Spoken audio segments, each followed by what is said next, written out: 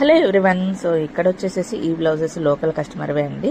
అయితే 3 డిజైన్లు 3 డిఫరెంట్గా సెలెక్ట్ చేసామన్నమాట. ఇక్కడ వచ్చేసేసి మెయిన్ కొంచెం పట్టు చీర టైప్ ఉంది కదా, సో ఆ చీరకు మటుకు రౌండ్ నెక్ మనకు ఇలాగా సింపుల్గా కావాలని చెప్పేసి అని అడిగారు. సో అయితే ఎక్కడ కూడా జరీ థ్రెడ్ అనేది వాడుకోకుండా మనం మల్టీ కలర్ థ్రెడ్తో శారీ కలర్తో ఇచ్చేసేసాను.